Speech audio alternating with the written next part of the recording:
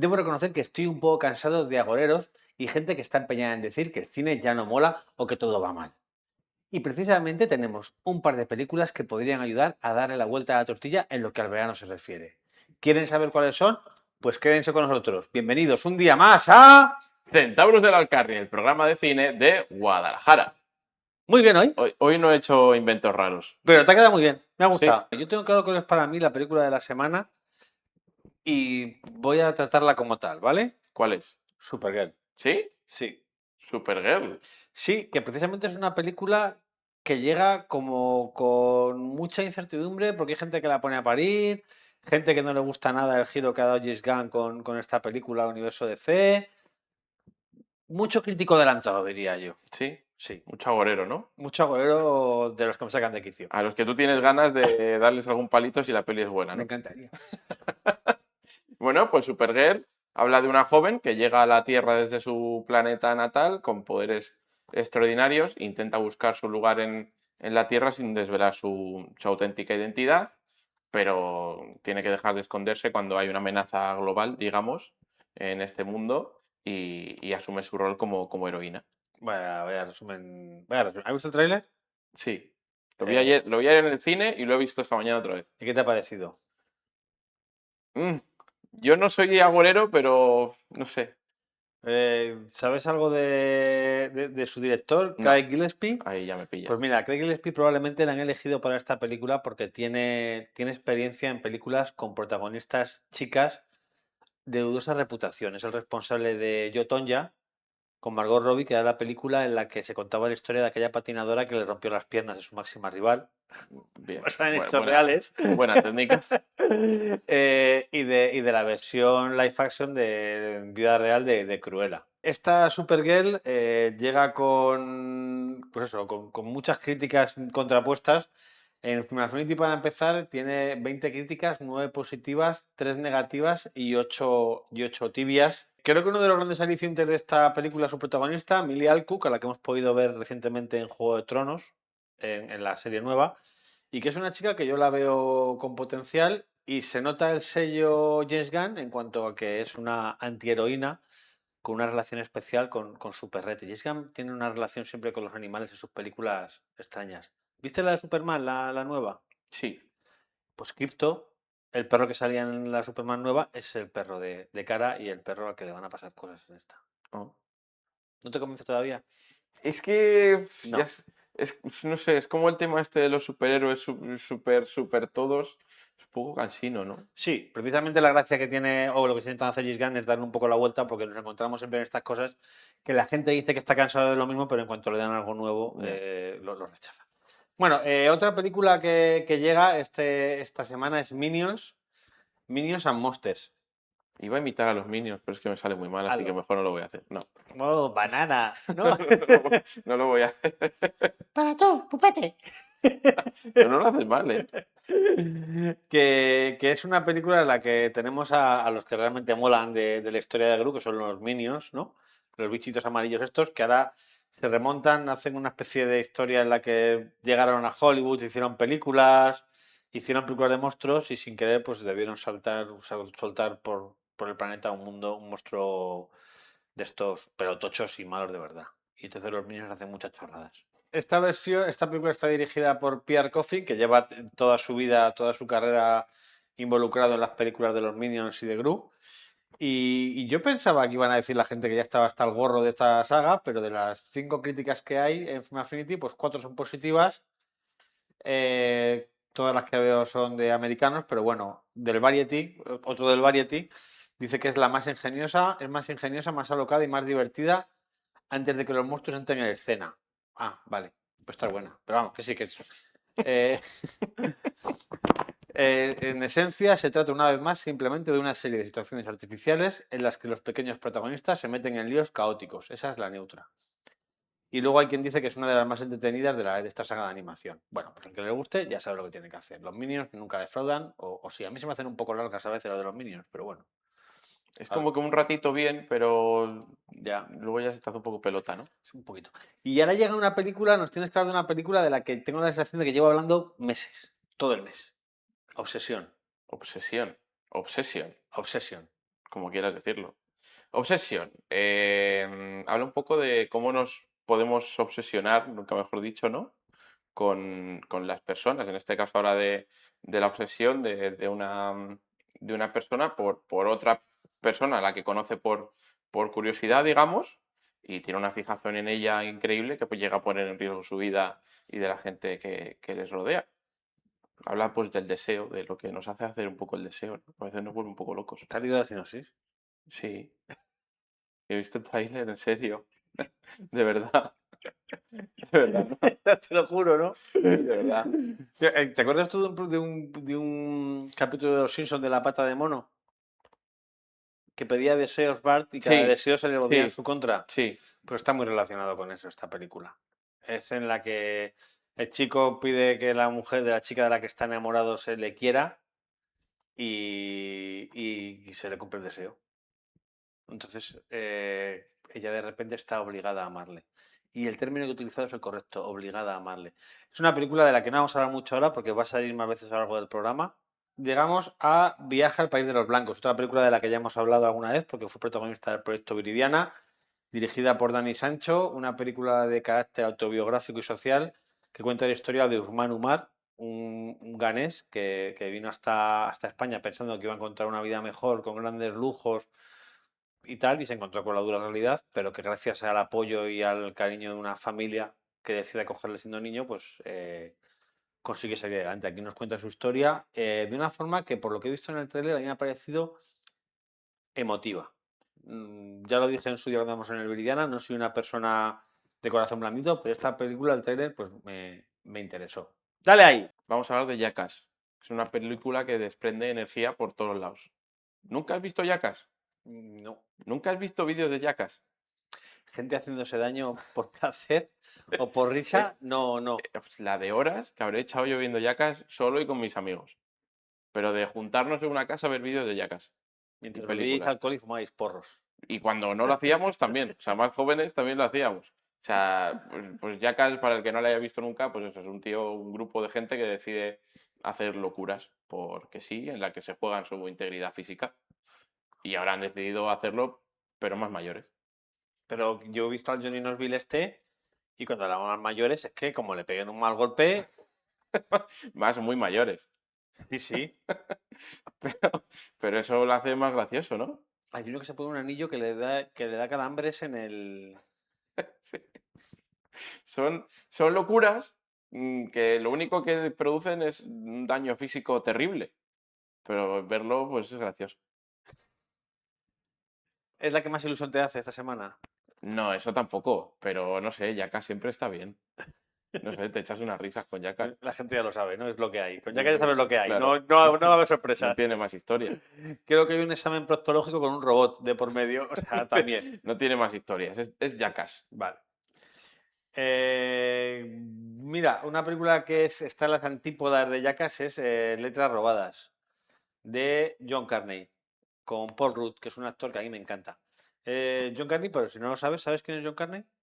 Pues es el director de tres películas, entre otras, de tres películas que giran en torno al mundo de la música que a mí me encantan, que son Once, Begin Again y Sing Street. Mm. Once fue una película un poco de carácter independiente que lo petó hace unos años, una banda sonora hace muchos años, una banda sonora potente. Begin Again es una película con Mark Ruffalo y Keira Knightley que está ambientada ya en Estados Unidos y que viene a ser un poco como Once, pero con mejor rollo. Y Sing Street es otra película, bueno, que un lugar seguro, ¿no? Entonces, en esta ocasión nos cuenta la historia de un antiguo músico con talento, pero que nunca llegó a triunfar, que canta en bodas y que en una de estas bodas se hace amigo, conecta con un chico, un ex miembro de una boy band de estas super famosas que está intentando lanzar su carrera en solitario y pasan una noche los juntos cantando, componiendo. Y durante ese encuentro, pues el músico protagonista, Paul Rudd, pues canta un estribillo que luego de repente, meses después, se da cuenta de que el otro ha convertido en un exitazo. Y cosas. Joder. Entonces, es una peli que dura hora y media más o menos. Muy simpática de ver, muy agradable. No es la mejor película de John Carney, pero yo se la recomiendo a que la gente que quiera una producción de entretenimiento clásica, de pasarlo bien y irse a casa contenta. incluso un poquito familiar, ¿no? Para ir a ver con tu pareja, con tu novia y tal. Es una muy buena elección. Película de mis padres. Sello. Sello de Pastrana. Además con una Tenemos banda que hacer sonora el chula. sello para que salga así en la pantalla. Sello de Pastrana. Sí. Aprobado para mis padres. ¡Pum! Con tu cara. ¿Cuál más? ¿Los últimos días de María Antonieta? Los últimos días de María Antonieta. Pues es que no hay más que decir. Es que la película va de eso. ¿Perezón? ¿Perezón? Es que la ¿Qué me da película el habla de tráiler? los últimos días de María Antonieta. Perezón que me da el tráiler. Es que no te puedo decir tampoco yo más. Es que va de eso. ¿No habrá personajes para hacer los últimos días que han elegido María Antonieta? Y encima hay gente que le hace un poco porque dirías, pues esta típica propuesta que todo el mundo dice, ah, qué buena es, qué intensa. ¿No ha convencido mucho? 2 y 2, 2 neutras, 2 positivas. Un empate. No vamos a perder tiempo con esta, ¿no? No, No, siguiente. vale. Va, está para listos. Soy yo Sí. para listos. ¡Pum! Pero espérate que la que viene ahora es mejor. Pálida luz en las colinas. Que es que ya desde el título de la título. película te dan ganas de. ¿De qué? Que yo no puedo. O sea, tenemos que traer a un comentarista. Pedimos encarecidamente un voluntario o voluntaria comentarista para hablar de las películas palistos que a nosotros no nos sale a lavar. En Inglaterra, en 1982, Etsuko rememora junto a su hija Nike su juventud en Nagasaki, evocando un pasado de relaciones y decisiones que marcaron para siempre su vida de sus hijas. Lo peor es que me has pegado el bostezo. Y eso que el tuyo ha sido artificial. Soy un insensible. Morir no siempre sale bien. En mi caso, nunca.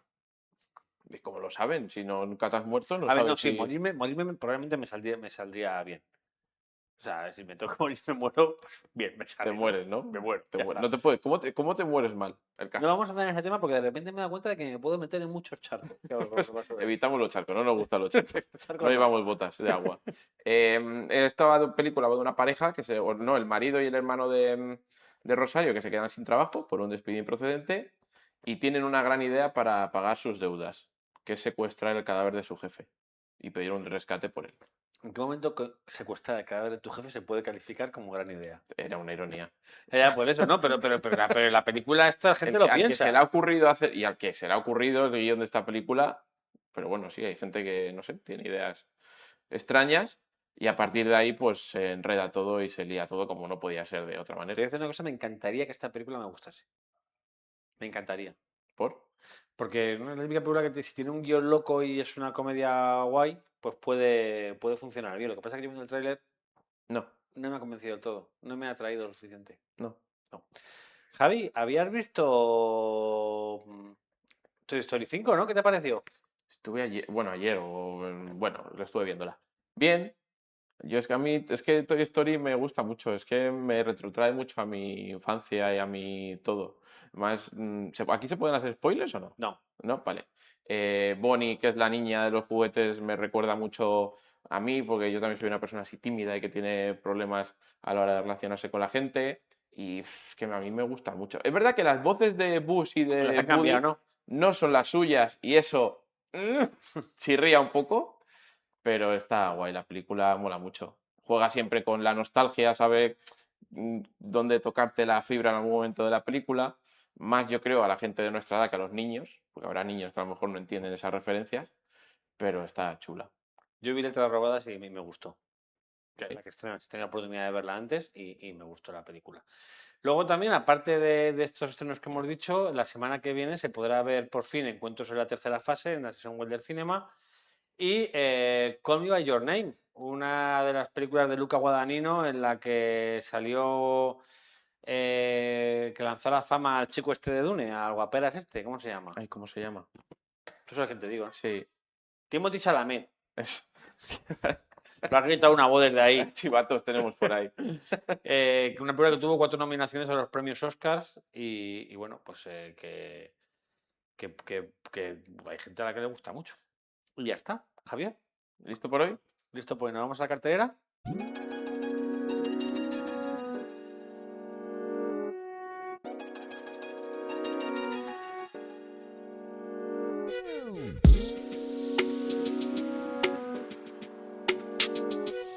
En esta nueva temporada contamos con espacios mensuales que hacen nuestros colaboradores. Y ahora mismo llega uno de los espacios que más ganas tenía de presentarles. Nuestra compañera Cristina nos trae un análisis de una escenaca de cine. Espero que la disfruten. Rocketman es una película que desde el primer momento apuesta por la fantasía, la exageración y el lenguaje musical para mantenernos dentro de la cabeza de su protagonista. Destaca su escenografía, la capacidad de contar una historia a través del vestuario y sobre todo su puesta en escena. Y hoy vamos a analizar mi escena favorita de la película, que demuestra que los musicales son un género súper potente para contar cualquier historia, pero sobre todo la de cantantes como Elton John. Llevo tiempo pensando en que el género musical tiene un problema de imagen. Mucha gente escucha la palabra musical y piensa en 2 horas de gente cantando en mitad de la calle. Y siendo sinceros, a veces tienen razón, porque hay algo raro en que una persona interrumpa una conversación para ponerse a cantar, o que 20 desconocidos se sepan exactamente la misma coreografía, pero precisamente ahí está la gracia. El musical no intenta reproducir la realidad, intenta representar emociones que la realidad no puede expresar por sí sola. Creo que con los biopics musicales el género se camufla mejor. Porque cuando el protagonista es un cantante, eso de que se ponga a cantar deja de parecer extraño. Se integra mucho mejor en la historia y muchas veces, al ser artistas conocidos, es más fácil que el espectador conecte con ese momento porque ya se conoce las canciones. Creo que Rocketman es de estas películas que lo hace bien. Dexter Fletcher, su director, no intenta contarte quién fue Elton John de forma objetiva. De hecho, el logro de la película está en la coherencia del personaje. Creo que sabe lo que quiere contar en cada momento y lo hace a través de metáforas visuales y del dominio del lenguaje audiovisual. Elton John es una persona relacionada con el cine. Ha producido varias películas y, como no, también ha sido productor ejecutivo de su propio biopic. Esto se nota en el tratamiento de toda la narrativa, el entendimiento del personaje y la empatía que despierta en el espectador. Esta historia es una ventana muy personal a la vida de Elton John, que nos cuenta sus miedos, sus amores, sus desamores, desilusiones y errores. Antes de hablar de la realización, hay una cosa importante que hay que entender sobre Rocketman. El simbolismo es el lenguaje principal de la película. La he visto ya varias veces y siempre llego a la misma conclusión. Rocketman es la historia de una ascensión y una caída. La historia de cómo Elton John asciende a los cielos, de cómo deja de ser Reginald Dwight para convertirse en una estrella capaz de llenar estadios. Pero también es la historia de todo lo que encuentra ahí arriba: la fama, las sustancias, la soledad, la dependencia emocional, la construcción de un personaje que acaba devorando a la persona real. Por eso la película comienza con Elton vestido literalmente como una especie de demonio, con cuernos y alas. Y este demonio entra en rehabilitación para deshacerse de todo aquello en lo que se ha convertido. A medida que avanza la película, ese disfraz se deteriora, como si poco a poco se estuviera quitando el personaje para volver a encontrarse con el niño que fue. Y la escena que vamos a analizar ocurre justo en el momento contrario, no durante la caída, sino durante la ascensión. Elton acaba de llegar a Estados Unidos junto a Bernie. Hasta este momento hemos visto a un joven inseguro, tímido, reprimido y constantemente necesitado de aprobación. Pero cuando pisa el escenario del Trovador de Los Ángeles, por primera vez encuentra un público que le entiende y siente que pertenece a algún sitio. Y eso es exactamente lo que representa la escena musical de Crocodile Rock. La realización de la escena explica perfectamente lo que he mencionado antes. Este es el momento en el que Elton asciende. La cámara aquí habla como un personaje más.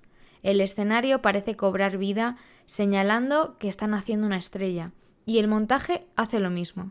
De hecho, la escena se vuelve mucho más emocionante gracias a la cámara lenta, porque como ya sabemos, en cine el tiempo no es real, no solo organiza acciones, también construye significado. Se puede estirar, comprimir o incluso fragmentar para dirigir las emociones del espectador.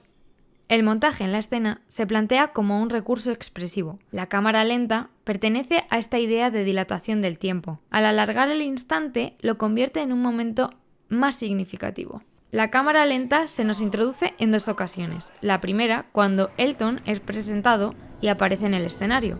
El momento se acompaña de una música extradigética que hace todavía más expectante este momento. Aquí lo que se pretende es generar expectativas de lo que va a pasar. Los grandes artistas no salen así al escenario, salen cuando la música ya está sonando. Esta cámara lenta juega con el espectador, porque inmediatamente al volver al transcurso del tiempo normal, nuestras expectativas se estrellan. Cuando Elton se sienta al piano, la música extradigética desaparece y nos quedamos solo con el sonido ambiente.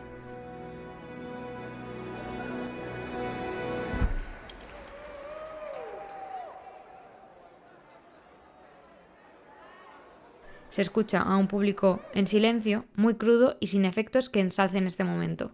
No solo esto, todo apunta a que el espectador sienta lo mismo que el personaje. El plano semisubjetivo nos permite aproximarnos a la percepción de Elton. ¿Qué está viendo? ¿Cómo se siente? Y no conformes con esto, Dexter apuesta por la cámara en mano en este momento también. Normalmente en cine, la cámara en mano nos simula una perspectiva más vulnerable. El plano que apunta a Elton tiembla y representa una mirada inestable. Se suele utilizar mucho en momentos en los que el protagonista pierde control de la situación o de sus emociones. Pero este plano tiene algo especial, porque en este mismo encuadre, Elton cierra los ojos y empieza a cantar. La cámara sigue temblando, pero es un momento en el que el personaje decide no sentirse acorralado, a pesar de todo, y se hace grande. Y la cámara se vuelve su aliado, que aunque no deja de temblar, baja sutilmente.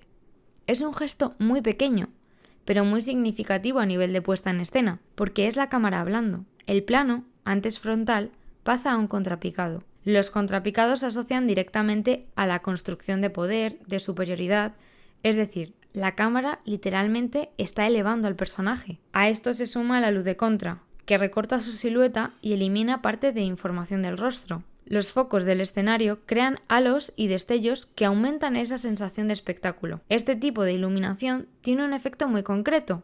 Desmaterializa al personaje y lo convierte en una figura, en un icono. En términos de análisis audiovisual, estamos viendo cómo 3 elementos trabajan juntos: posición de la cámara, montaje e iluminación. Y los 3 apuntan en esta misma dirección: el cambio emocional del personaje. Cuando la música rompe y ya no es solo Elton al piano, la cámara abre el encuadre y vuelve a ser un observador omnisciente. Está estable, más objetiva y con más movimientos de cámara planeados, travelings que envuelven al personaje y a la escena y que la transforman dándole más ritmo. El montaje también se dinamiza para reforzar la energía de la música. Y entonces llegamos a la segunda ocasión en la que se juega con la cámara lenta, y es el momento más memorable de la escena, porque Elton John y el público comienzan literalmente a levitar. Esta decisión rompe completamente las reglas del espacio físico. La cámara acompaña esta levitación con movimientos suaves y elegantes. Si comparamos esta cámara con esta, se hace evidente el cambio de tono. Elton ya no está tocando para el público, está flotando junto a él. Se ve perfectamente la importancia que tiene en la percepción del espectador la elección del soporte de la cámara para grabar una escena, o, en este caso, un plano. La elección de los colores que predominan en la escena tampoco creo que sean casualidad. El azul nos recuerda a ese cielo al que Elton está ascendiendo, y las luces cálidas que crean esos halos tan espectaculares al sol. Por eso, la escena nos transporta a una especie de ceremonia mística, a una comunión en la que todos están en sintonía, y a la sensación de euforia que siente nuestro protagonista. Aquí es donde la película habla por sí sola, porque curiosamente el único personaje que no está marcado por ese azul que inunda toda la sala es John Reid. La realización le señala como una amenaza, porque aunque su actuación nos deja entrever que le gusta lo que ve, la iluminación del plano nos sugiere que esta persona no está en sintonía con las emociones que todo el resto está sintiendo. Algo está oliendo raro porque no hay rastro de azul en este plano. Creo que las películas que prestan atención a este nivel de detalle se han pasado el juego, y en Rocketman cada escena tiene un sentido para la evolución y desarrollo de su personaje. Ahí está la verdadera fuerza de la realización de esta escena. Ninguna de las decisiones que hemos visto funciona de manera aislada. La cámara, la iluminación, el color, el montaje y la puesta en escena trabajan constantemente en la misma dirección. Todo está pensado para que el espectador no observe la escena desde fuera, sino que la experimente junto al personaje. Creo que esa es una de las cosas más difíciles de conseguir en cine y esta película es un claro ejemplo de ello.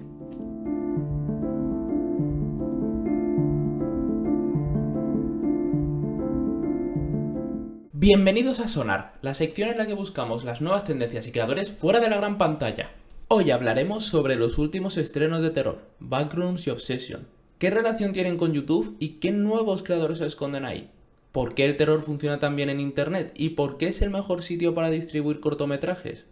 Y por supuesto haremos un repaso a los últimos festivales de cortos que se han celebrado. ¿Qué nuevos creadores saldrán de ahí? Hola Alberto, bienvenido. Hola, muchas gracias. Aquí estás para hablarnos de nuevas tendencias, ¿verdad? Sí, ahí estoy bien preparado, eso es. Que estamos repasando el cine de terror que está pasando ahora en taquilla. Tenemos Backrooms y Obsession, que por ahora les está yendo muy bien a nivel global. Backrooms me enteré hoy que es la película más taquillera de 24 ahora mismo, más que Marty Supreme. Y dices, y esta sorpresa que además el director tiene 20 años. No va a haber quien le aguante a ese director. Ya con 20 años ha hecho una película, ha sido un taquillazo. Ya como, ¿quién te baja ya, de lo alto allí ya, ¿no? Y con razón. Sí, con razón, vamos, es todo un hito. Pero por eso he estado mirando la cronología, ¿no? ¿De dónde vienen? Y tirando para atrás, Internet tiene un vínculo muy grande y se está metiendo ahora en el cine. Bueno, y en los últimos años, hasta el punto de que hay veces que no lo notamos. Em, entonces, ¿qué pasa? Que al final son creadores que han tenido un buen paso por YouTube, por la plataforma, han tenido éxito, saben crear, o sea, saben hacer vídeos, saben montar. Por ejemplo, ¿no? Este otro caso, Kane Parsons, es que se llama Kane Pixels, el director de Backrooms. Kane Pixels es su canal de YouTube. Él lleva haciendo vídeos, claro, es que está dirigiendo con 20 años, pero es que lleva haciendo vídeos desde que tenía 12. Y el primer vídeo que hizo, 83 millones de visualizaciones. O sea, algo es una Una barbaridad. Y muy bien hecho, era un estilo. Estaba hecho con animación 3D, pero para así no tener que. Claro, Internet pues un campo de bajo presupuesto, ¿no? Entonces está hecho con animación 3D porque así no tienes que hacer el decorado que es Backrooms, ¿no? Si ves el tráiler de la película pues se ve que es un espacio enorme que ahí sí está montado, pero claro, no tenía el presupuesto para crear un espacio así que era animación 3D.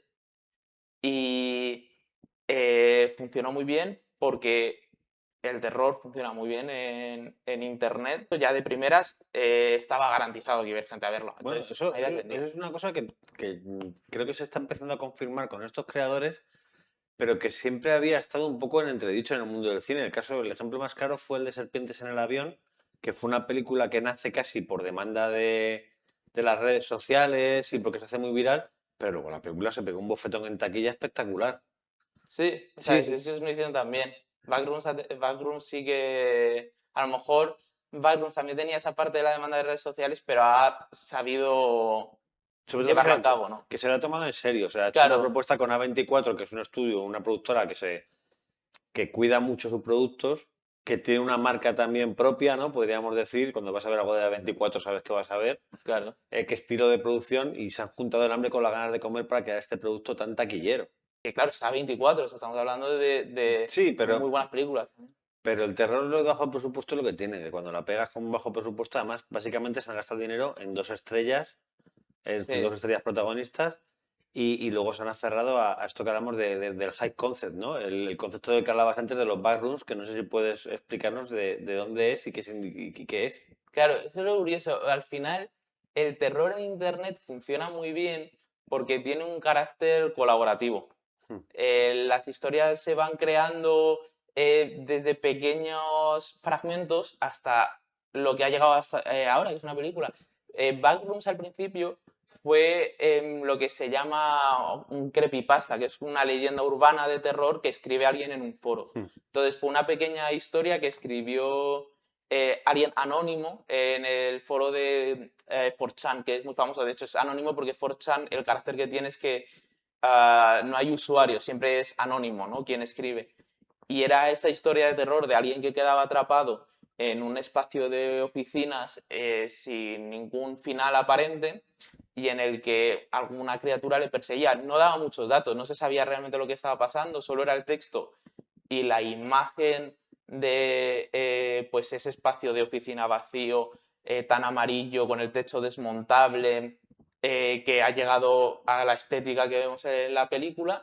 Y a partir de ese creepypasta que se llama, pues se generó la conversación en internet y Kane Parsons, que estaba en ese momento en YouTube haciendo vídeos de terror, vio la oportunidad de hacer esta serie de vídeos que funcionaban muy bien. Además, a mí una cosa que me gusta mucho en el cine que es el subtexto, ¿no? Y esta historia que parece que dices, no explica mucho, no explica mucho, pero sugiere mucho y conecta con un mundo y con unas personas que al final tenemos un miedo irracional a vivir atrapados en una vida de oficina, que sea todo igual, interminable, aplastados. Entonces, es algo que nos impacta, que el escenario habla también de la propia personalidad y de la psique del espectador, conecta muy bien con él a esa historia de terror, ¿sabes? Claro, yo sé, Auro, te transmite una sensación mm, de estar fuera de lugar, de miedo, pero no es un miedo diferente a otros espacios vacíos, ¿no? O sea, yo por ejemplo lo veo en comparación, si lo comparas con una casa encantada quizás, ¿no? Una película que puede ser una casa encantada. En esa casa encantada lo que da miedo es los espíritus, ¿no? La idea de ha habido alguien aquí, no hay algo detrás, pero ese espacio de oficina te transmite esa sensación de estar atrapado, de estar solo de verdad, ¿no? De decir, yo no pertenezco aquí. Y también te quería preguntar por Obsession, porque Obsession, cuéntanos un poco cuál es la trama. Es una pareja que tienen una relación eh, aparentemente abusiva por parte de la chica. Parece que ella está obsesionada con su novio y no es capaz de generar, de asimilar el conflicto. Sin embargo, el chico empieza a ver cómo ocurren sucesos inexplicables alrededor de su casa y su relación. Hmm. Entonces genera ese misterio, pero sobre todo la base de la película es em, cómo te descoloca las conversaciones que tienen, cómo se generan estos conflictos y el miedo que tiene el chico a su novia a que en un momento de una discusión, una pequeña conversación, pues llegue a quién sabe qué. Yo por lo que había leído, esta película viene un poco de un capítulo de Los Simpson, la idea de esta película, el de la pata de conejo, que pides un deseo, pero al final el deseo siempre se vuelve en tu contra. Y en este caso era el chico el que pedía que la chica de sus sueños estuviera locamente enamorada de él y lo consigue, pero claro, llevando el... Claro, un coste.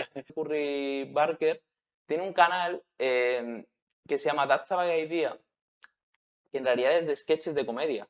Sí. Es sketches de comedia, pero ha acabado haciendo una película de terror, que es verdad que ya hizo otra película de terror, pero solo en YouTube, eh, pero con unos tintes, pues ya sabes que terror y comedia suelen funcionar muy bien juntos, que era una película que se llama Milk and Cereal, que va de ese estilo found footage y son como unos influencers que hacen una broma pero sale mal y matan a alguien. Y entonces ya a partir de ahí tienen que ir tirando con él. No, esto es mentira, esto está todo grabado, que no está muerto de verdad. Y va creciendo esa bola, ¿no? Me ha parecido lógico cuando decías lo de que tiene que ver con la comedia, el trabajo que hacía este hombre, porque al final es un terror basado en cierta, que podría ser cierta comedia extremadamente incómoda, ¿no? Sí, Una persona completamente obsesiva bueno, pues que hace cosas que son muy extremas y que te podrían hacer gracia o no. A mí personalmente es una película que no creo que vea porque creo que me generaría mucha incomodidad. sí, que bueno, también será el objetivo y claro, quien sea capaz de aguantarlo, pues probablemente la disfrute. ¿No? Bueno, también nos ibas a hablar de festivales, ¿no? Sí, quería hacer un repaso a los últimos festivales para ver las tendencias que nos traen y que podríamos ver próximamente en la gran pantalla. Porque tenemos principalmente dos festivales de los que hablar. Tenemos el Festival Internacional de Cine de Lanzarote, ¿Mm? que se ha llevado en ganador a Mejor Película Internacional No Skate, de Gilles Sela, francesa, que este cortometraje ya pasó por el Festival de Seminci, se llevó el segundo premio, cortometraje internacional, y próximamente probablemente le veremos en la gran pantalla porque ya está trabajando en su primer largometraje, que se va a llamar Life is a Beach, pero beach de playa. Ah, vale. Claro, es el juego de palabras que usa. Y tenemos en mejor cortometraje nacional María Rita, de Juan Barbazán, que es un hombre que ya tiene experiencia trabajando en el videoclip que de hecho de eso yo creo que hablaré próximamente, de también las tendencias que puede haber dentro del videoclip de llevarse a la gran pantalla. El cortometraje también está funcionando bien. Fíjate si está funcionando bien, que ha pasado por Cannes. Y me dirás, no, ¿cómo ha pasado por el Festival de Cannes? Claro, ha pasado por el Festival de Cannes, pero no Cannes de Francia, ha pasado por el Festival de Cannes, la aldea de Pontevedra, que es un festival que me ha parecido maravilloso cuando lo he descubierto que existe, el juego que tiene. Sí, muy bueno.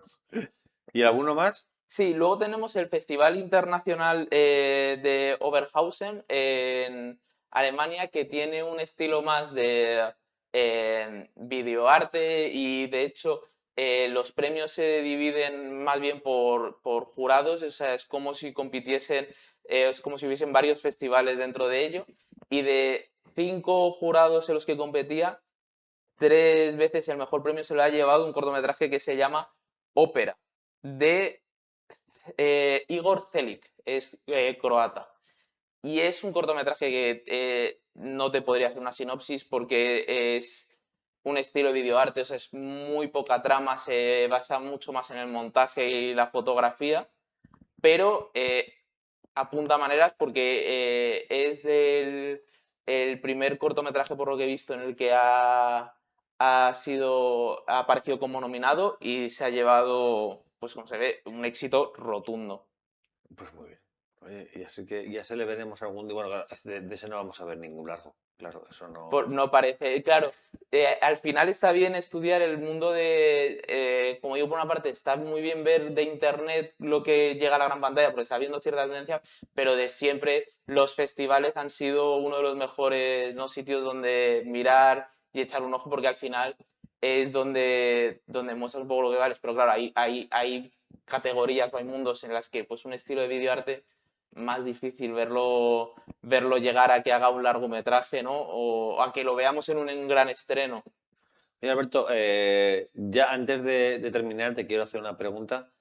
¿Y tú con esta gente, con estos creadores que pasan de YouTube al cine, crees que la adaptación es fácil, que están realmente preparados? Porque al final son dos lenguajes completamente distintos, el de los vídeos cortos, que luego el de una película de hora y media. Llevamos toda la vida viendo cortos que no daban para una película, y ahora tenemos creadores que simplemente plasman ideas, conceptos que han funcionado en YouTube con vídeos cortos, Sí. en películas de 90, 100 y algunos casos hasta más de 100 minutos. Creo que lo que estamos viendo es la gente que realmente triunfa. O sea, por ejemplo, un caso que hemos tenido también recientemente es Iron Lang, que era una película de un youtuber que venía en un videojuego y eso ha sido un estreno muy limitado y ha tenido éxito, pero ha tenido éxito porque han venido los fans a verlo, pero no se pujaba porque esta película fuese a tener un gran éxito en el público general. Entonces, hay momentos, ¿no?, en lo que tú tienes que decir, tienes que estar preparado, tienes que traer una buena propuesta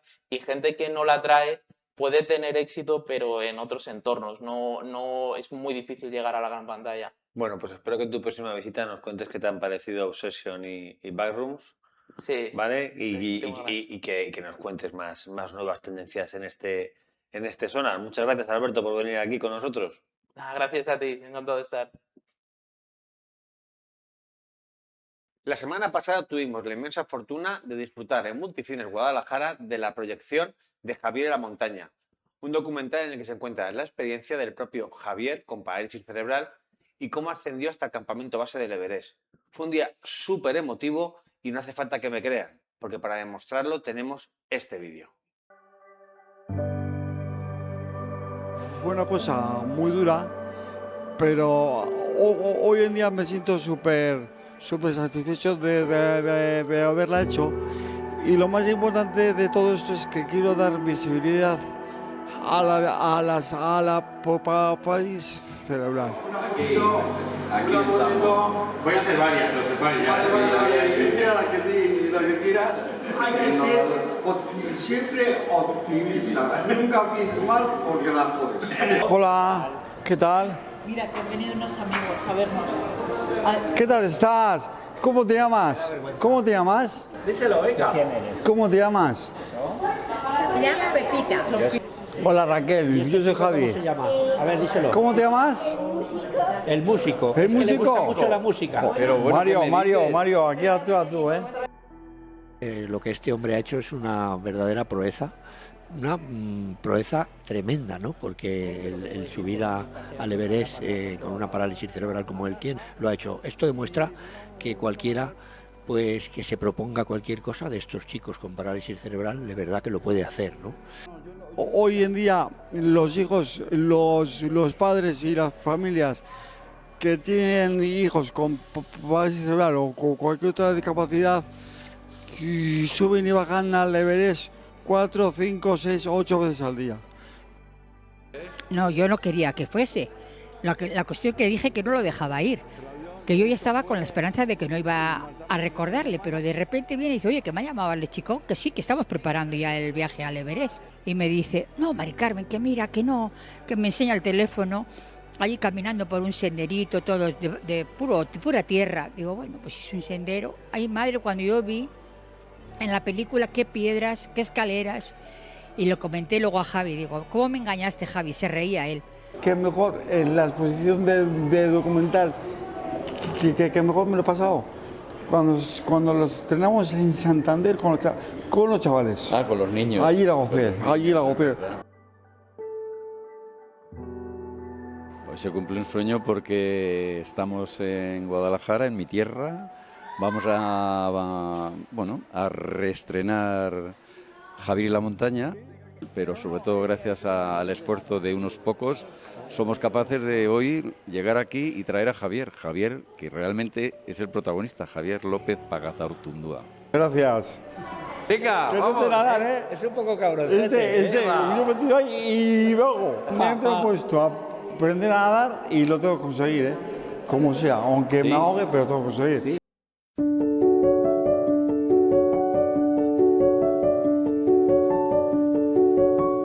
Pues la última etapa, llego medio muerto, no, muerto entero, que a la cama marché con la idea de que, oscuas, igual mañana no, y la última etapa no se hacía. Pero bueno, por mi manera de ser y por todo, pues se consiguió hacer el campamento base de Everest. Sí, y yo como afectado, o tu hija, si tiene la oportunidad de hacer alguna historia de esas, si ella quiere, yo creo que no te puedes cortar. Yo sabía que iba súper cuidado, que en cualquier momento decía hasta aquí he llegado y de aquí ya no me muevo. Esos cangrejos grandes, Sí, sí. Tú y yo allí un mes. Sí. ¿Qué te parece? Lo más importante es la amistad que he hecho yo con estos dos hombres, con el Mario de Berito y con el Rodolfo de Montero.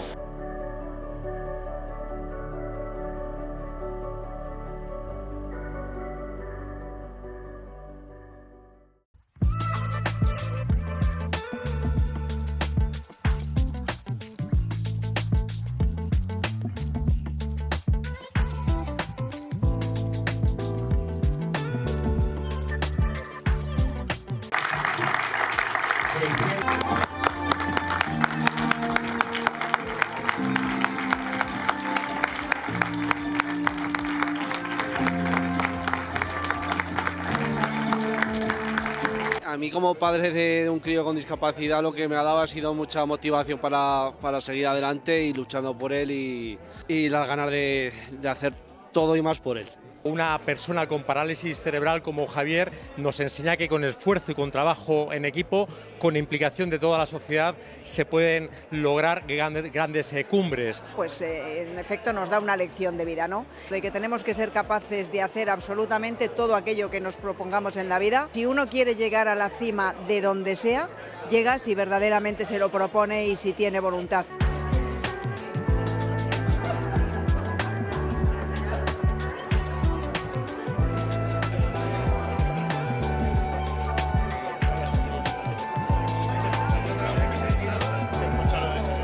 Pues me ha parecido una historia increíble y digna de que muchas personas, todas las posibles, la conozcan, porque al final es un ejemplo, como decía el propio Javier, tengamos algún tipo de discapacidad o no, es un ejemplo de superación y es una historia que hay que conocer. Esta es una de las iniciativas que me parecen brutales por la historia que cuenta, pero sobre todo por la parte que pueden demostrar lo que son capaces de hacer. A mí me ha encantado y me encantaría poderlo ver en las primeras cadenas de televisión, me encantaría.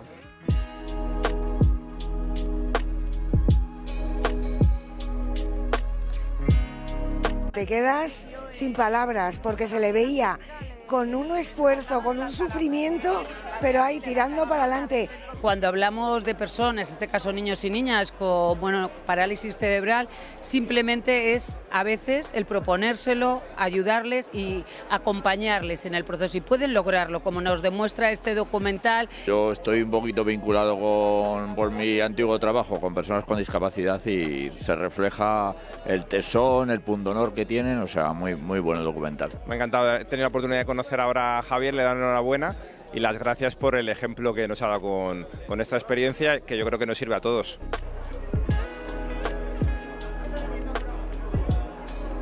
No te rendiste nunca y eso es lo que ellos hacen, que no se rinden nunca. Yo por la experiencia y bueno, pues enhorabuena a esas madres y enhorabuena a tu madre también, porque se lo merece. Anima mucho a no solamente personas con dificultad, sino a todos seguir adelante. Una lección de vida, una aventura increíble y es una forma de ver la vida de una manera diferente porque el talante que tiene Javier es muy positivo y creo que se transmite en este documental.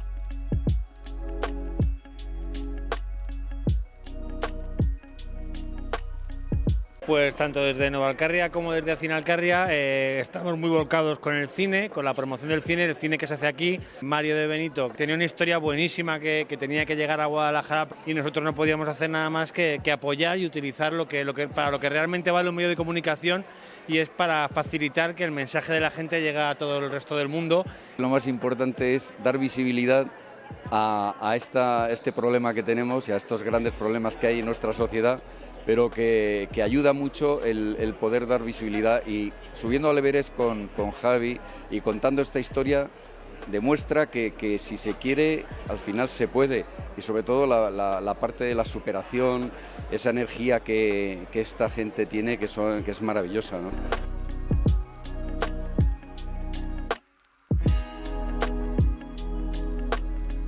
Nosotros como Multicines estamos encantados de hacer este tipo de actividades porque nos parecen muy interesantes. Es una película que yo la recomiendo, que está muy bien porque además tiene ese toque personal y ese toque que te toca el alma y el corazón.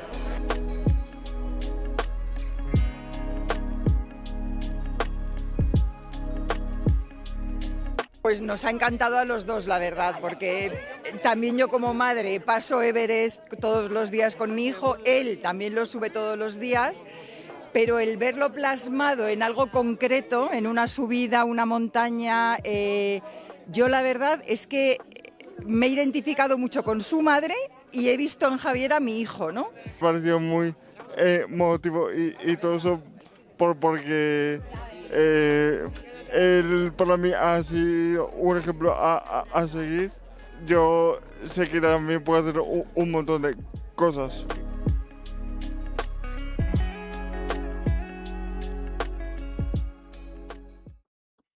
Ha llegado el momento que todos ustedes estaban esperando.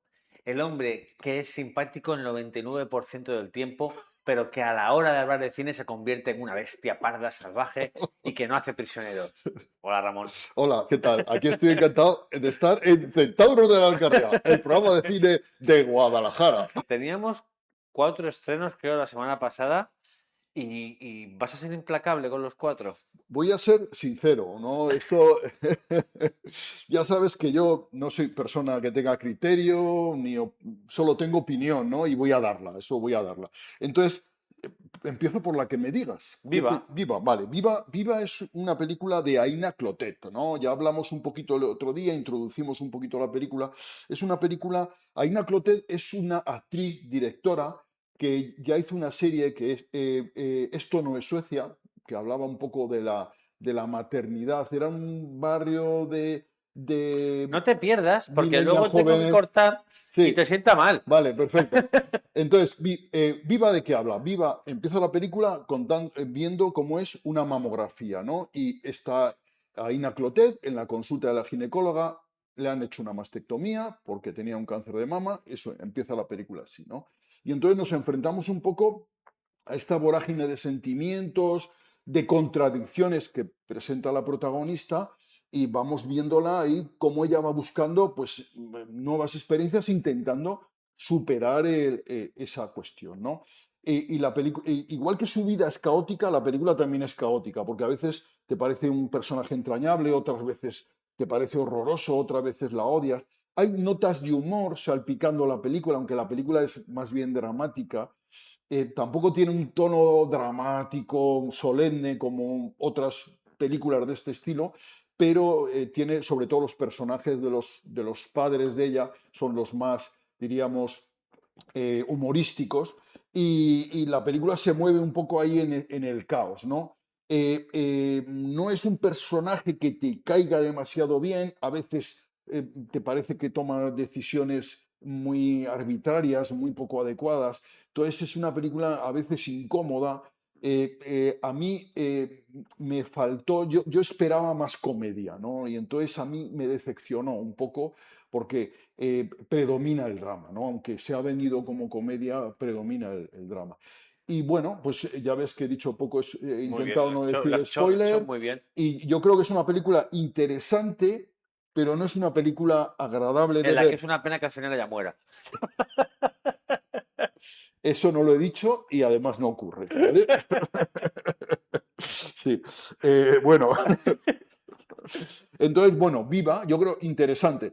Cine español, quiero hacer una reivindicación del cine español porque tenemos estrenos españoles, películas que pasan por la cartelera sin pena ni gloria, siendo películas formidables. La semana pasada hablábamos de Pioneras, ya no está en la cartelera, ha desaparecido. Hubo hace unas semanas una película que era La Corredora, que era una película estupenda también, que tampoco duró nada en cartelera, que creo que la han visto 1.700 personas en toda España. O sea, una pena que el cine español pase por las carteleras desapercibido, películas excelentísimas, y que otras producciones de otras partes del mundo pues a lo mejor duren más en cartelera, ¿no? Entonces a mí me sienta muy mal que eso ocurra, ¿no? Entonces, Viva, Pioneras, la Corredora, son películas valiosas que hay que ver, que hay que mimar en la cartelera y no que desaparezcan de un día a otro. Eso es una pena, ¿no? Como Bajo el mismo sol, que también tiene que aguantar mucho tiempo. Bajo el mismo sol es la película que vamos a hablar. Mira, Bajo el mismo sol cuenta la historia de un hijo de Hidalgo, por decirlo, a principios del siglo XIX, que va a emigrar a la Española, lo que es actual la República Dominicana y Haití, y que se le ocurre la idea de exportar gusanos de seda, con China incluida, a la Española para intentar hacer una producción ahí. Eso recibe el patrocinio del arzobispo de la isla, ¿verdad? Y si consigue una producción aceptable, le va a financiar, ¿no?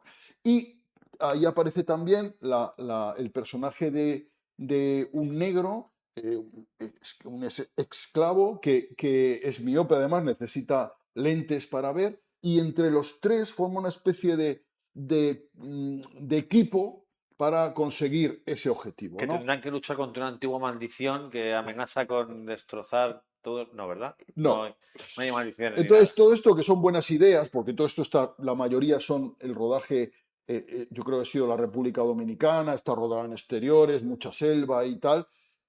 Todo esto que parece una idea buena, pues no, la película se construye de manera muy poco eficaz, es una película amorosa, que sientes que no va a ninguna parte, que aquello reincide sobre las mismas ideas una y otra vez. Hay alguna escena en la que aparece el arzobispo y que parece que de pronto eso, que de un arzobispo alegría a la narración, resulta un poco triste, ¿no? Pero es así. Podemos Entonces, decir que es intensita. es que es una peli que no te conduce a nada, ¿vale? Que sientes que no está avanzando la narración. ¿Y la fotografía? A mí la fotografía en el tele me parece que podía estar bien. Claro, la fotografía, mira, la fotografía es prometedora. El director es Ulises Porra, pero tiene un defecto, porque la fotografía se enfoca mucho en los personajes y desenfoca mucho el fondo. Me explico. Aquí yo creo que pedía exactamente lo contrario, o sea, que los personajes estuvieran integrados dentro de ese paisaje exuberante, ¿no? Y en realidad se intenta dar protagonismo a los personajes sobre el paisaje. Yo creo que es una apuesta desacertada. Es utilizar objetivos totalmente diferentes para una cosa y la otra, ¿no? Esto de la profundidad de campo, que ya lo hacían los clásicos como John Ford, ejemplos clarísimos, ¿no? En el que veíamos enfocado las montañas del fondo y el vaquero montado a caballo. Aquí aprovechas el contexto para contar la historia. Claro, para contar la historia, aquí no ocurre eso y de pronto ves al personaje que va avanzando enfocado y al que está detrás desenfocado. Me explico, en una apuesta a mi modo de ver inadecuada. Entonces la película promete mucho y da muy poco. Venga, vale, pero el placer es nuestro, es así, ¿no? El placer es nuestro, una comedia francesa, con womanizer, con cosas Dios mío, por favor. sexualmente insatisfechas. Pour le plaisir es una película de una directora que también es actriz, que es Ren Kerichi, y es una película sobre una pareja que llevan 20 años casados y que ella padece anorgasmia, ¿no? Va a una terapeuta sexual y le dice que tiene un trastorno que se llama anorgasmia, que consiste en no tener placer sexual, no tener orgasmos en toda su vida sexual, ¿no? Y entonces, bueno, ahí surge el conflicto. Él es ingeniero electrónico y decide construir un aparato, una especie de orgasmotrón, como en el dormilón, ¿verdad? Y de eso va la película, ¿no? Y entonces esto está todo contado a modo de comedia. El problema es que la comedia no funciona nunca. Los personajes son caricaturas baratas, mal construidas. Hay chistes sosos que no hacen gracia a nadie. Y es una película que, lejos de entretener o de producir una sonrisa, irrita profundamente. Es una cosa francamente insoportable. No saliste contento del cine. Salí irritado. Y es una pena porque los franceses tienen una producción tremenda de películas. El otro día nos decían en un pequeño festival que subvenciona el gobierno francés al cine francés con más de 1.400 millones de euros al año. Como en España. En España no llegamos a los 60 millones, creo que el último año fue 60. Es verdad. Sí, vale. Faltan ceros y multiplicaciones. O sea, fíjate tú, entonces la producción francesa es enorme. El cine francés tiene mucho apoyo en Francia. Estas películas tienen mucho apoyo. El 60 o el 70% de los espectadores van a ver cine francés. O sea, me explico. Y posiblemente esta película sea de esas que ponen más de 1 millón de espectadores en Francia, la película del verano. La comedia del año. La comedia del año y tal. Y aquí en España nos cuelan todas las semanas 1 o 2 películas, ¿no? Entonces, de esas nos cuelan, pues a lo mejor unas cuantas que están bien, muchas que están regular, muchísimas malas y hay algunas muy malas. Esta es del grupo del superior a muy malas, al rematadamente malas, ¿verdad? Ni siquiera para que le guste ese tipo de películas de este género se la recomendarías. No es salvable para nada esta película. Joder. Es insoportable. Ramón, entonces este fin de semana, dime que hay alguna película que te gusta de las que se estrena este fin de semana. ¿De las que ya están estrenadas o de las que van a estrenar? De las que se van a estrenar. Hay una película que vi en el Festival de Sitges que te voy a recomendar, que es Obsesión. Es de Curry Baker. Justo nuestro compañero Alberto nos está hablando de Curry Baker y del de Backstreet Boys, iba a decir. Sí. Y el de Backrooms. Sí, porque mira, Curry Baker ya sabes que ha sido un fenómeno y tal. Y esta película la vimos se llevó el premio del público en Sitges. Y es una película que yo la titulé cuando hice mi crítica La locura de amor, ¿no? Es la versión de Juana la Loca, de Juan de Orduña, pero transformada en el siglo XXI, ¿no? Y es un individuo que desea que una muchacha se enamore de él, ¿no? Lo que pasa es que esto es como tantas veces se dice, cuida con lo que desees que puede cumplirse en verdad, ¿no? Y lo que para él podía ser un sueño se convierte en una terrible pesadilla, ¿no? La película, sin hacer spoiler, es tremendamente divertida. Hoy lo estás haciendo de maravilla, ¿eh? Sí, Quiero gracias. destacarlo. Estoy esforzándome porque he visto peligrar mi espacio en el programa, entonces intento esforzarme, Javi. Entonces, es una película muy divertida, es una película salvaje, es una película con momentos muy gores, por decirlo de alguna manera, ¿no? Pero muy, muy divertida, una película de la carcajada, es una comedia negra un poco brutal, de la que sales muy contento, o sea, es una película, sales muy contento porque te lo pasas muy bien. A mí me da miedo que sea extremadamente incómoda de ver. No, a mí por lo menos, que ya sabes que yo soy una persona muy delicada por mi edad y patología de base, a mí me pareció una película súper divertida. Mira, yo le puse, en la nota que le puse en su momento en el Festival de Sitges fue un 8,76 y tal, y eso en un festival es mucho, porque date cuenta que en un festival estás saturado de películas. Yo siempre cito a algún gran crítico de cine, a Carlos Pumares, que cuando llevaba 5 días en un festival gritaba en la puerta: cuando llevas 5 días en un festival te ponen Ciudadano Kane y te parece una mierda.